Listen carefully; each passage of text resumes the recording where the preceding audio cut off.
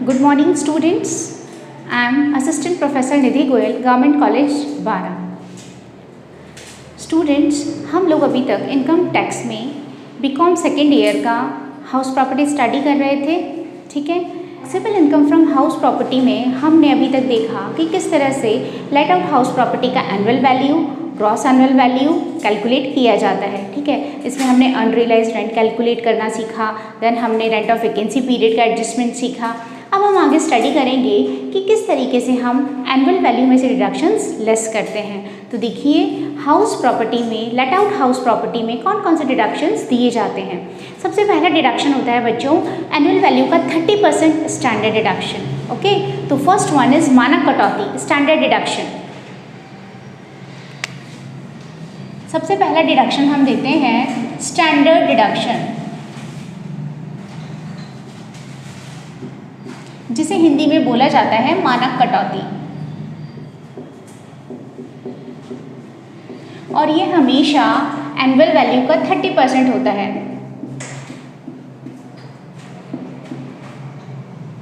Simple सी बात है, समझ आ रहा है। अगर आपका एनुअल वैल्यू 1000 रुपये आया है तो उसका 30% 300 माइनस कर दीजिए, दैट इज स्टैंडर्ड डिडक्शन। अगर आपका एनुअल वैल्यू 1 लाख रुपये है तो कितना माइनस कर देंगे आप, उसका 30%, 30,000 माइनस कर दीजिए, 70,000 हो जाएगा आपका नेट वैल्यू। मेरे कहने का मतलब है जितना भी एनुअल वैल्यू होता है उसका 30% आप लेस कर देंगे। अब अगर आपका एनुअल वैल्यू 0 होता है तो फिर आपका स्टैंडर्ड डिडक्शन भी 0 हो जाएगा, है ना। तो उस कंडीशन में आपको कोई भी स्टैंडर्ड डिडक्शन प्रोवाइड नहीं की जाएगी, just because annual value is 0। Clear. Second thing क्या है,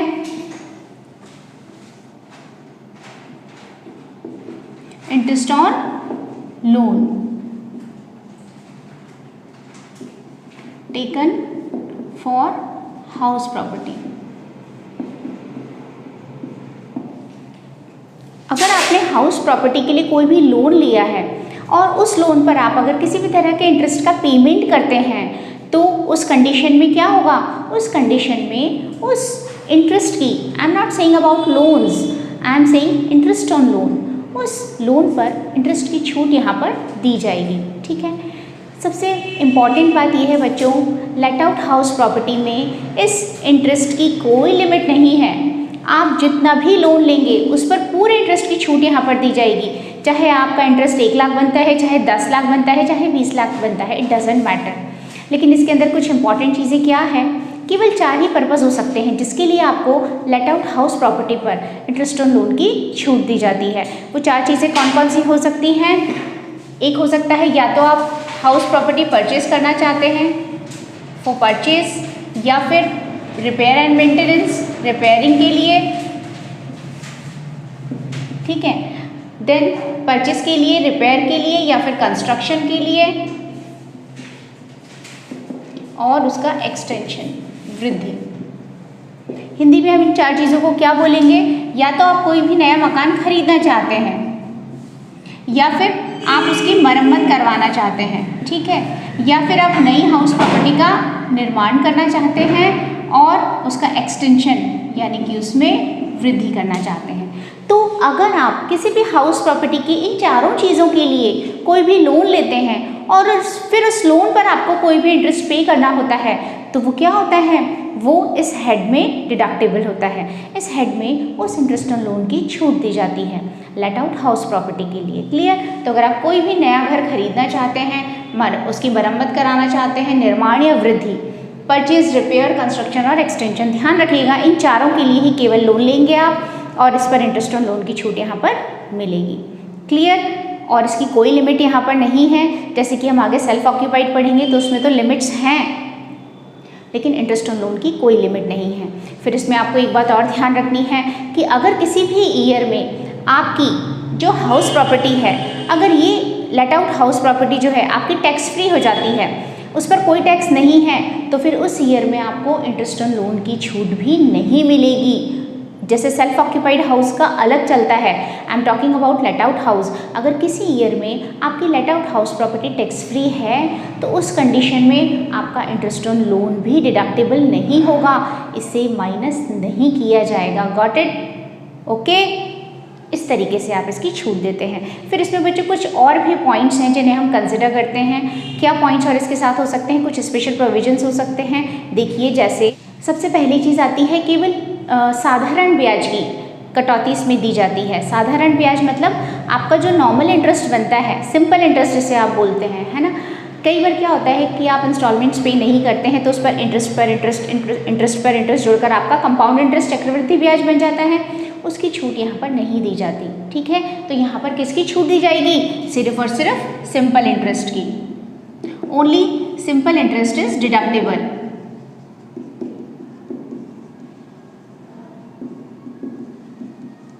ठीक है, दूसरा, इससे कोई मतलब नहीं है कि आपने इस इंटरेस्ट का पेमेंट किया या नहीं किया। अगर आपका इंटरेस्ट ड्यू हो गया है तो आपको इसकी छूट दे दी जाती है। ठीक है, ये ड्यू के बेसिस पर दी जाती है, पेमेंट के बेसिस पर नहीं दी जाती है। क्लियर।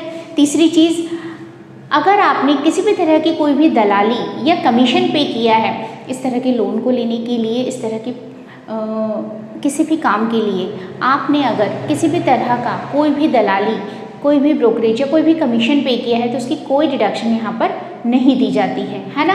तो no deduction regarding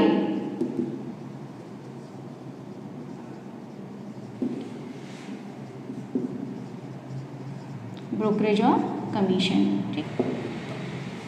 no deduction regarding brokerage और commission. Payment of interest outside India, और किसी भी तरह का इंटरेस्ट भारत के बाहर पे किया जाता है, ठीक है, और उस पर इंडिया में कोई भी टीडीएस नहीं दिया गया है।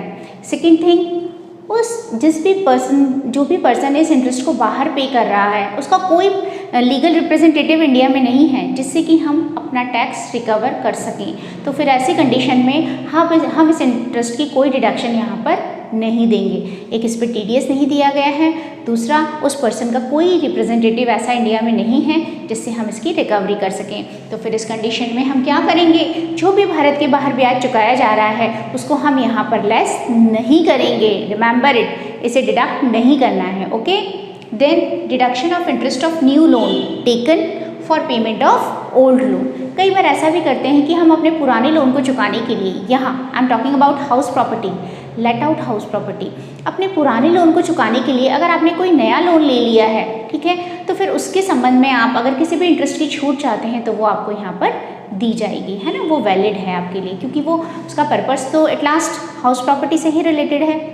ठीक है, तो आई होप ये समझ आया आपको। Interest on loan taken for house property, अगर आपने कोई भी बोरो की है कैपिटल, कोई भी अमाउंट, तो उस पर आपको इंटरेस्ट की छूट दी जाएगी। अगर आप उसकी परचेजिंग के लिए लिया है आपने हाउस प्रॉपर्टी की, या उसकी रिपेयरिंग के लिए, या फिर कंस्ट्रक्शन के लिए, या फिर उसके एक्सटेंशन के लिए, है ना, उसकी वृद्धि के लिए, उसका निर्माण, उसकी मरम्मत, उसको खरीदना या फिर उसका वृद्धि करना, इन चारों में से किसी भी पर्पज़ से आपने कोई भी अमाउंट बोरो किया है और आप उस पर ब्याज का भुगतान करते हैं तो वो यहाँ पर डिडक्टेबल अमाउंट है। इसकी कोई लिमिट हाउस प्रॉपर्टी में नहीं है। There is no limit in house property, let out house property. फिर उसके बाद इसमें केवल सिंपल इंटरेस्ट की छूट दी जाती है। ठीक है, कोई ब्रोकरेज और कमीशन आपने इस लोन के लिए पे किया है उसकी कोई छूट यहाँ पर नहीं दी जाएगी। आपने कोई भारत के बाहर ब्याज चुकाया है और उस पर कोई टीडीएस नहीं दिया है, ना आपका कोई रिप्रेजेंटेटिव इंडिया में है, तो फिर आपको कोई इसकी छूट नहीं दी जाएगी। इसके आगे मैं क्रॉस लगा देती हूँ। ठीक है, देन उसके बाद deduction of interest of new loan taken, अगर आपने कोई नया लोन ले लिया पुराने लोन को चुकाने के लिए तो उसकी छूट यहाँ पर दी जाएगी। अब बच्चों देखिए, सबसे important cheese, deduction of interest for pre construction period. देखिए, जैसे सपोज कीजिए आपने मकान बनाने के लिए कोई भी लोन लिया, तो ऐसा तो नहीं है कि इस फाइनेंशियल ईयर में मैंने लोन लिया और अभी मेरा मकान बनकर खड़ा हो जाएगा। मेरे पास कोई जादू का जन तो है नहीं जो विद इन 1 और 2 मंथ्स मेरी हाउस प्रॉपर्टी तैयार हो जाएगी और मैंने उसको लेट आउट भी कर दिया। कांट पॉसिबल, है ना, प्रैक्टिकल बात है। तो इसका मतलब है, अब सपोज कीजिए मैंने 2018 में अपना लोन सैंक्शन करवाया, ठीक है, 17-18 मेरा ईयर था, उसमें मैंने लोन सैंक्शन करवाया और फिर उस लोन को सैंक्शन करवाने के बाद मेरा मकान बनकर चल रहा है, तैयार हुआ। अब आप सपोज कीजिए अभी सितंबर 20 में, है ना, अभी लास्ट मंथ सितंबर 20 में मेरा घर बनकर तैयार हुआ, लग गया टाइम, 1.5-2 साल, बीच में लॉकडाउन भी आ गया, सारी प्रॉब्लम्स हो गई, कोविड-19 भी आ गया। तो फिर अब ऐसे सिचुएशन में मैं क्या करूँगी, इंटरेस्ट की छूट मुझे जिस साल हाउस प्रिपेयर हुआ है, हाउस मेरा कंस्ट्रक्ट हो गया है, तैयार हो चुका है, उसी साल से इंटरेस्ट की छूट मिलना स्टार्ट होगी। उसके पहले चूँकि जिस चीज़ का एग्जिस्टेंस ही नहीं है उसकी छूट देने का कोई मतलब ही नहीं बनता। ये बात हमको समझ आती है। जब हाउस प्रॉपर्टी होगी तभी तो वो टैक्सेबल होगी और तभी तो उसके ऊपर कोई टैक्स लगेगा, और जब टैक्स लगेगा तभी तो उस पर मैं कुछ डिडक्शन दे पाऊँगी। क्लियर हो गया आपको? वेल एंड गुड, अच्छी बात है। अब आप देखिए इसमें मेरा घर सितंबर 20 में बनकर तैयार हुआ, तो यानी कि मेरा फाइनेंशियल ईयर कौन सा हो गया? दैट इज़ 2021 मेरा फाइनेंशियल ईयर, क्योंकि मेरा फाइनेंशियल ईयर अप्रैल टू मार्च चलता है, तो मेरा फाइनेंशियल ईयर हो गया 2021। ये भी ठीक है। अब बच्चों, जिस साल मेरा घर बनकर तैयार होता है ना, उससे पहले वाला मतलब उस फाइनेंशियल ईयर की लास्ट डेट तक का जो भी इंटरेस्ट है वो सारा प्री कंस्ट्रक्शन पीरियड में आता है। वो सारा का सारा पीरियड प्री कंस्ट्रक्शन पीरियड होता है, और उस प्री कंस्ट्रक्शन पीरियड का जो भी इंटरेस्ट होता है उसकी हम कैलकुलेशन करते हैं मंथ वाइज। जिस भी मंथ में मैंने उसे लिया उस दिन से लेकर इस 31 मार्च तक सारा का सारा पीरियड काउंट करेंगे हम, और फिर उस प्री कंस्ट्रक्शन पीरियड का जो भी इंटरेस्ट आएगा उसको 5 इक्वल एनुअल इंस्टॉलमेंट्स में हम बांट देंगे। किस में बांट देंगे? 5 समान वार्षिक किश्तों में। अब सपोज कीजिए मेरा प्री कंस्ट्रक्शन पीरियड का ब्याज आया 45,000 रुपये। मैंने जो भी लोन लिया उस पर जो भी रेट ऑफ इंटरेस्ट थी और जो भी टाइम पीरियड था, मैं भी आपको डेट से इस चीज़ को समझाऊंगी, एक बार वर्बली बता रही हूँ। तो 45,000 मेरा ब्याज आया है ना, मकान बनकर तैयार होने से पहले का ब्याज। तो फिर अब उस कंडीशन में मैं क्या करूँगी? उस 45,000 को 5 किश्तों में बांट दूँ, 5 से डिवाइड कर दूँ, 5 9 जा 45, 9,000 रुपये हो गया। अब मैं हर साल 9,000 रुपये की छूट उस ब्याज की दूंगी, मुझे इनकम टैक्स डिपार्टमेंट देगा। ये बात समझ आ गई आपको? 5 इक्वल एनुअल इंस्टॉलमेंट्स। अच्छा, फिर आप कहेंगे मैडम ये कब से स्टार्ट होगी? ये कब से स्टार्ट होगी? जिस फाइनेंशियल ईयर में मकान बनकर तैयार हुआ है उस फाइनेंशियल ईयर से ही इसकी छूट दी जाएगी, 5 सालों तक दी जाएगी, है ना, 5 किश्तों में दी जाएगी। और दूसरा जो सिंपल इंटरेस्ट बनता है भाई, मैं अब ये तो मैंने प्री कंस्ट्रक्शन पीरियड की बात कर दी।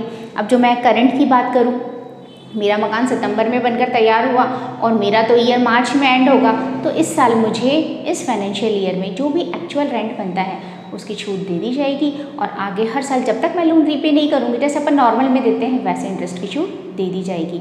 तो इसका मतलब है कि जो भी इंटरेस्ट है, अगर आपने घर परचेस किया है या एक्सटेंशन किया है या रिपेयर्स की है तो कोई दिक्कत नहीं है, लेकिन अगर आपने कंस्ट्रक्शन के लिए लोन लिया है और आपका घर जब आपने लोन लिया तब से घर बनने तक का पूरा पीरियड प्री कंस्ट्रक्शन पीरियड होगा, और उस पीरियड की इंटरेस्ट को हम 5 इक्वल एनुअल इंस्टॉलमेंट्स में बांटेंगे, तो वो प्रायोर इंटरेस्ट हो जाएगा, ठीक है। और बाकी का जो इंटरेस्ट होगा वो नॉर्मल इंटरेस्ट होगा। तो दोनों के टोटल से ही हमारा टोटल डिडक्टिबल इंटरेस्ट आएगा। ब्याज की जो कटौती दी जाएगी वो इन दोनों के अमाउंट को जोड़ कर दी जाएगी। Is it clear? अब देखिए मैं आपको ये चीज़ समझाती हूँ कि किस तरह से प्री कंस्ट्रक्शन पीरियड कैलकुलेट किया जाता है। तो बच्चों देखिए, हम लोग एक एग्जाम्पल लेते हैं। लेट अस सपोज मैंने लोन लिया कंस्ट्रक्शन के लिए, ठीक है। मैंने लोन लिया अपना सपोज कीजिए फर्स्ट जून 2018 को मैंने लोन लिया, है ना।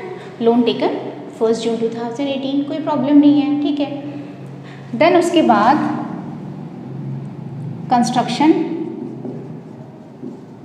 कंप्लीटेड, मेरा निर्माण कार्य मकान का कब कंप्लीट हुआ? सपोज कीजिए ये अभी कंप्लीट हुआ है मेरा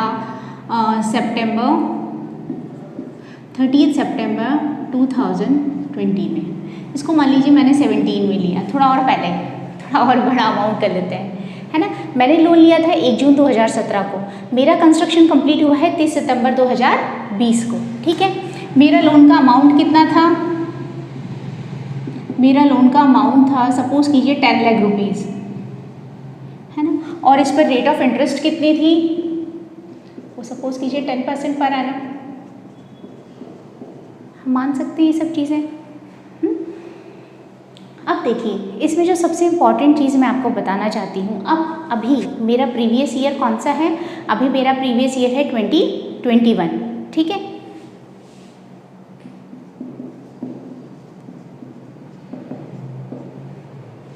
असेसमेंट ईयर की बात नहीं कर रही हूँ मैं, प्रीवियस ईयर की बात कर रही हूँ, रिमेंबर दिस। अब आप देखिए ध्यान से, बच्चों जो बात मैं आपको मेन बताना चाहती हूँ उसे ध्यान से सुनिए कि 1 जून 2017 को मैंने लोन लिया, मेरा घर बनकर तैयार हुआ है 30 सितंबर 2020 को।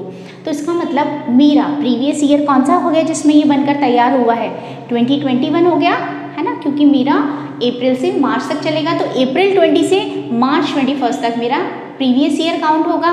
बच्चों जिस ईयर में मेरा घर बनकर तैयार हुआ ना, उससे जस्ट पिछला वाला प्रीवियस ईयर, उससे जस्ट पिछला वाला जो प्रीवियस ईयर होगा वहाँ तक मेरा प्री कंस्ट्रक्शन पीरियड काउंट होगा।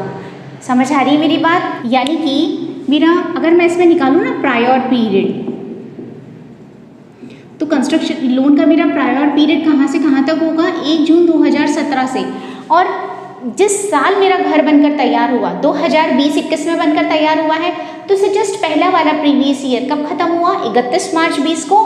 तो 31 मार्च 20 तक का जो भी मेरा पीरियड होगा ये मेरा प्री कंस्ट्रक्शन पीरियड होगा, और इसमें जितना इंटरेस्ट बनेगा मैं उसको 5 इक्वल इंस्टॉलमेंट्स में बांट दूंगी। और फिर इसकी छूट मैं कब से देना स्टार्ट करूंगी, जिस साल में मकान बनकर तैयार हुआ है। मेरा मकान बनकर तैयार हुआ है 2021 में, तो मैं 2021 से ही इसकी छूट देना स्टार्ट कर दूंगी। तो 2021 में मैं 2 चीज़ों की छूट दूंगी, एक तो जो प्री कंस्ट्रक्शन पीरियड का इंटरेस्ट आया उसका 1/5, क्योंकि मुझे से 5 किश्तों में बांटना है 5 इंस्टॉलमेंट्स में, तो एक इंस्टॉलमेंट तो मैं इस साल दे दूंगी। और उसके अलावा जो भी मेरा अमाउंट है 10 लाख रुपीज़, उसका 10% 1 लाख रुपये, ये टोटल अमाउंट मेरा डिडक्टेबल होगा। देखिए जैसे हम कैलकुलेट करते हैं इसमें बच्चों, तो अगर मैं जून 17 से बात करूँ तो कितने मंथ्स हो गए, जून जुलाई अगस्त सितंबर अक्टूबर नवंबर दिसंबर जनवरी फरवरी मार्च, 10 मंथ्स हो गए।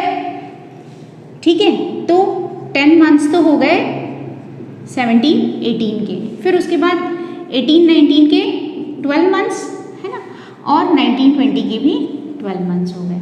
ठीक है, टोटल मंथ्स कितने हो गए, 34। अब आप 34 मंथ्स का इंटरेस्ट जो होगा वो प्रायर पीरियड का इंटरेस्ट हो जाएगा। तो देख लीजिए कितना इंटरेस्ट आया है इसका, 10 लाख रुपीज़ था, 10 लाख रुपीज़ का 10%, ये तो 12 महीने के लिए है, लेकिन मुझे कितना निकालना है 34 मंथ्स के लिए।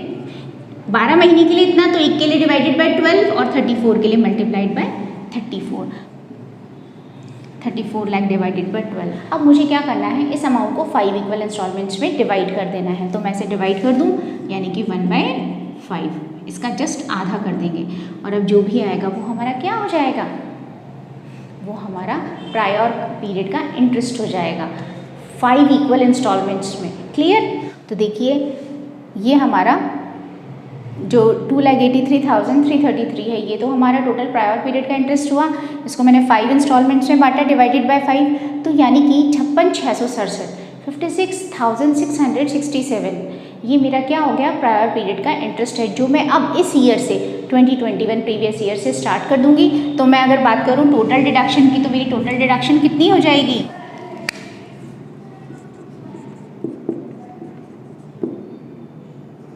Total deductible interest. तो इसके लिए पहला तो prior period pre construction period का हो गया, प्री कंस्ट्रक्शन पीरियड का हो गया 56,667, और इसमें प्लस कर दीजिए करंट ईयर का या करंट प्रीवियस ईयर का 10 लाख का 10%, that is 1 lakh rupee. It means मेरा जो भी एनुअल वैल्यू आएगा उसका मैं 30% स्टैंडर्ड डिडक्शन दूंगी, और उसके बाद इंटरेस्ट ऑन लोन की छूट इतनी दूंगी। इसमें बच्चों सबसे इंपॉर्टेंट बात यह है जो आपको ध्यान रखनी है प्रायर पीरियड के बारे में, उसमें अक्सर गलती करते हैं, भाई जो नॉर्मल इंटरेस्ट की छूट है वो तो मैं दूंगी, जो भी मेरे साल का लोन है, मेरे बोरोड कैपिटल है, उसका जितना % है उसमें कोई दिक्कत नहीं है। दिक्कत आती है आप जब भी प्रायर पीरियड डिसाइड करेंगे तो ध्यान रखिए जिस साल मकान बनकर तैयार हुआ है उससे जस्ट पहले वाला है ना। मैंने अभी इसके पहले जब आपको एक्सप्लेन किया तो एक नॉर्मल बात कही थी, प्रीवियस ईयर प्रायर पीरियड जिस दिन मैंने लोन लिया उससे जिस दिन मकान बनकर तैयार हुआ है ना, एक नॉर्मल उसमें हम यही लेते हैं, लेकिन इनकम टैक्स में हम इसे इस तरह से नहीं लेंगे। ठीक है, अब एक्चुअल चीज़ क्या है जो आपको ध्यान रखनी है, जिस दिन हमने लोन लिया उस दिन से हमारा घर बनकर तैयार हुआ ना, उससे जस्ट पहले वाला हमारा जो प्रीवियस ईयर है वहाँ तक का इंटरेस्ट हमारा प्री कंस्ट्रक्शन पीरियड होगा और उसका जो इंटरेस्ट होगा वो प्रायर पीरियड का इंटरेस्ट होगा, जिसे हम 5 इक्वल एनुअल इंस्टॉलमेंट्स में डिवाइड करेंगे और फिर उसकी छूट देंगे। और फिर उसकी छूट कहाँ से स्टार्ट करेंगे? जिस साल हमारा घर बनकर तैयार हुआ हो। आई होप आपको ये समझ आ गया होगा एग्जाम्पल कि किस तरह से हम इसे कैलकुलेट करेंगे। तो गलती बस यही होती है, जिस साल में घर बनकर तैयार हुआ उससे जस्ट पहले वाला। अब सपोज़ कीजिए मैं इसकी जगह अगर एक और बात आपसे कहूँ कि मेरा घर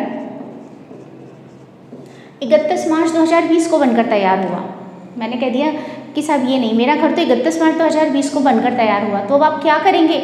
आप कहेंगे 31 मार्च 2020 को मैं प्रायर पीरियड में लूँ या करंट में लूँ? तो अब आप देखिए ये मेरा किस प्रीवियस ईयर में आ रहा है? ये मेरा हो गया 1920 का प्रीवियस ईयर हो गया। 1920 प्रीवियस ईयर में बनकर मेरा घर तैयार हुआ, चाहे आखिरी दिन ही तैयार हुआ। तो मैं 31 मार्च 2019 ये प्री कंस्ट्रक्शन पीरियड का पार्ट होगा। कहाँ से कहाँ तक? जिस दिन मैंने लोन लिया वहाँ से पिछले प्रीवियस ईयर तक का जो भी होगा वो किस में काउंट होगा? वो होगा मेरा प्रायर पीरियड में, प्री कंस्ट्रक्शन पीरियड में। और अब मेरा जो करंट ईयर है उसमें मैं पूरे साल के लोन पर इंटरेस्ट देती हूँ 10 लाख का 10% 1 लाख रुपये, एक तो ये दे दूँगी, प्लस मेरा जो भी प्रायर पीरियड का बनेगा इंटरेस्ट उसको 5 इक्वल इंस्टॉलमेंट्स में बांट कर इसी ईयर से 1920 से ही मैं उसकी छूट स्टार्ट कर दूँगी। आई होप आपको समझ आया। इसके रूल्स भी मैं आपको लिखवा देती हूँ, आप इन्हें लिख लीजिए। तो देखिए बच्चों, जो मैंने आपको अभी डिटेल्स बताई हैं उन्हीं को मैंने यहाँ पर लिखा है। Deduction of interest for pre construction period, है ना। Deduction will be allowed in 5 equal instalments commencing from previous year in which the house is completed. उस प्रीवियस ईयर से स्टार्ट होगी जिसमें ये बनकर तैयार होता है और 5 इक्वल इंस्टॉलमेंट्स में दी जाएगी। हिंदी में भी यही है, 5 समान वार्षिक किश्तों में दी जाएगी, उस गत वर्ष से दी जाएगी जिसमें घर बनकर तैयार होगा। और प्री कंस्ट्रक्शन पीरियड हम कब से कब तक लेंगे? लोन लेने की डेट से लेकर, उधार लेने की तिथि से लेकर मकान बनकर तैयार होने वाले गत वर्ष से तुरंत पूर्व के गत वर्ष तक, जिस साल हमारा घर बनकर तैयार हुआ है उस प्रीवियस ईयर से जस्ट प्रिसीडिंग प्रीवियस ईयर तक हम अपना जो प्रायर पीरियड है, प्री कंस्ट्रक्शन पीरियड है, उसे कंसिडर करेंगे। ठीक है, ये बहुत इंपॉर्टेंट पॉइंट है जो आपको ध्यान में रखना है, जो कंफ्यूज कर सकता है। Otherwise late out house property बहुत सिंपल है। देखिए अब हम इस पर बेस्ड एक प्रॉब्लम लेते हैं।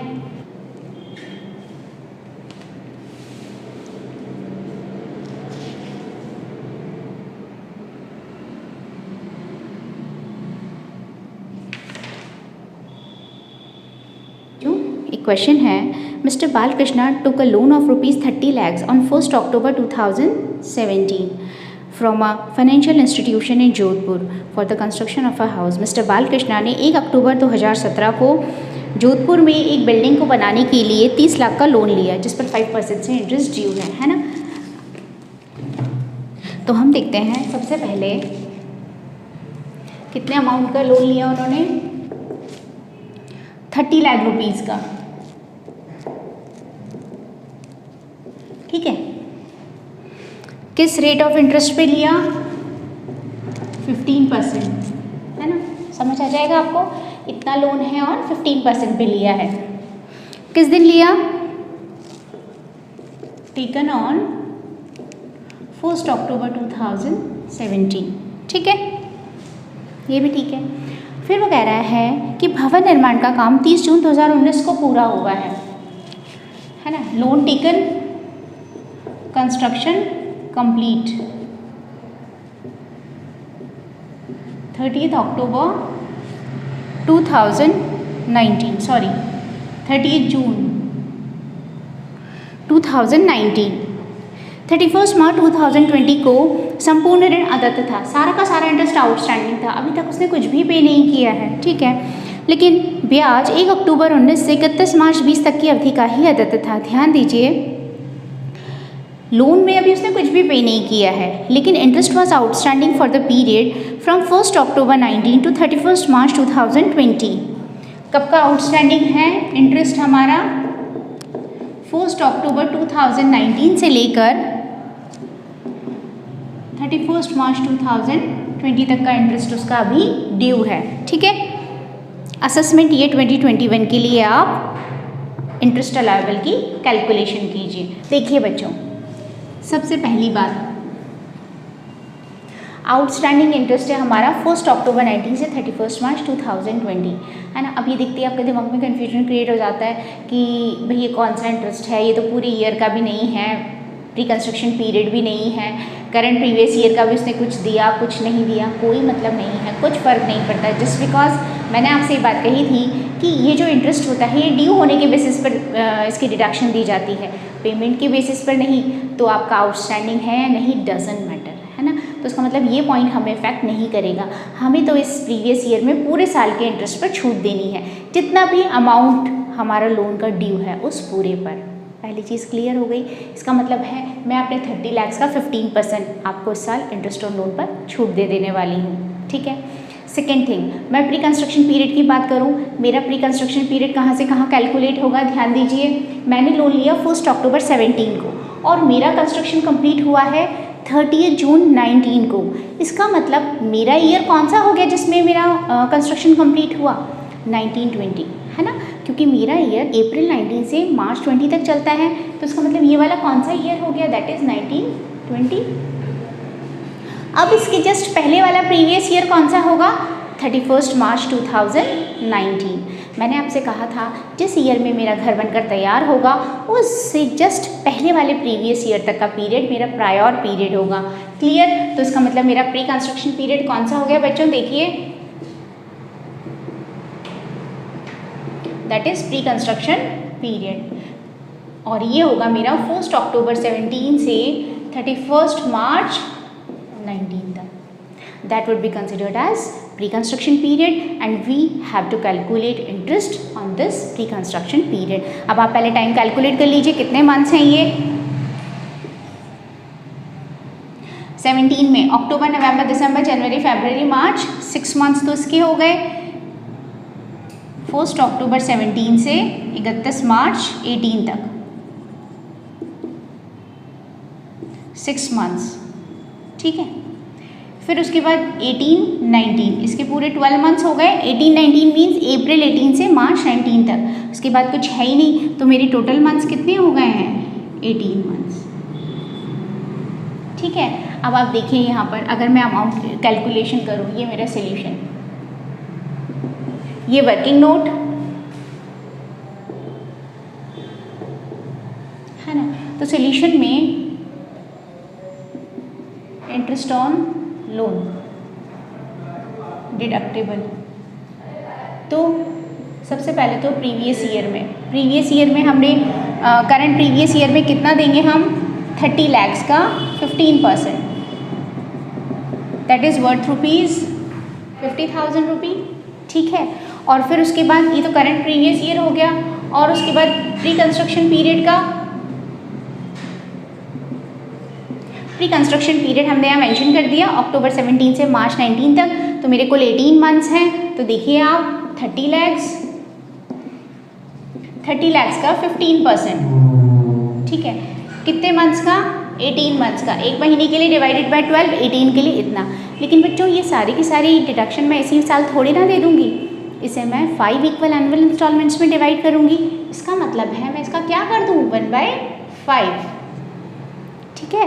5 इक्वल एनुअल इंस्टॉलमेंट में जो भी अमाउंट होगा वो साल डिडक्टेबल हो जाएगा। अब देख लीजिए आप कितना आ रहा है, 5 3 ज़ा 15, 3/2, 9 9 3 ज़ा 27, 27 का हाफ कितना हो गया, 135।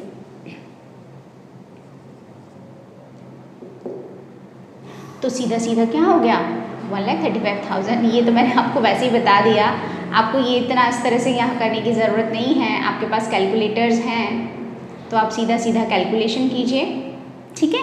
तो ये हमारा आ गया 1,35,000। तो टोटल हमारा डिडक्टेबल अमाउंट कितना हो जाएगा, 5,85,000। कटौती योग्य राशि, इतने इंटरेस्ट ऑन लोन की छूट हम यहाँ पर दे देंगे। तो समझ आया आप लोगों को, करंट प्रीवियस ईयर में हमने जो भी देना था, जितना भी आउटस्टैंडिंग लोन है उस पर जितना रेट ऑफ इंटरेस्ट है उससे मैंने 4,50,000 कैलकुलेट किया। देन प्री कंस्ट्रक्शन पीरियड जो भी था उसके अकॉर्डिंग उसका इंटरेस्ट कैलकुलेट किया, उसे 5 इंस्टॉलमेंट्स में बांटा 1/5 करके। इनका टोटल मेरा डिडक्टेबल अमाउंट होगा, है ना। तो अब आपको अगर एक पूरा लेट आउट हाउस प्रॉपर्टी का क्वेश्चन दिया जाए तो जैसे हमने ग्रॉस एनुअल वैल्यू निकालना सीखा, फिर municipal taxes paid by owner on payment basis, actual में जो उसने पेमेंट किया है वो माइनस करते हैं तो एनुअल वैल्यू आता है। एनुअल वैल्यू में आपको 2 डिडक्शंस देनी है, 30% standard deduction and then interest on loan की, और अब जो भी आएगा that would be taxable income from house property. लेकिन बच्चों सिर्फ लेट आउट हाउस प्रॉपर्टी की टैक्सेबल इनकम है, अगर आपके पास अपना कोई सेल्फ ऑक्यूपाइड हाउस है या स्टॉक इन ट्रेड है तो उनके लिए हम अलग कैलकुलेशन करेंगे, है ना, वो भी इस हेड में इंक्लूड होगी। तो अब आप late out house property complete कर लीजिए। अब नेक्स्ट लेक्चर में मैं आपको बताऊंगी किस तरह से सेल्फ ऑक्यूपाइड हाउस के लिए हम कैलकुलेशन करते हैं और उसमें किस तरह से डिडक्शंस दी जाती हैं। वहाँ पर भी डिडक्शंस तो यही होगी, लेकिन इंटरेस्ट ऑन लोन के डिडक्शन में थोड़ा सा फ़र्क आ जाता है। वहाँ पर हम टाइम बाउंड हो जाते हैं, प्लस लिमिट भी होती है वहाँ पर कि पर्टिकुलर आप इसे लिमिट तक ये डिडक्शन दे सकते हैं। ठीक है, थैंक यू।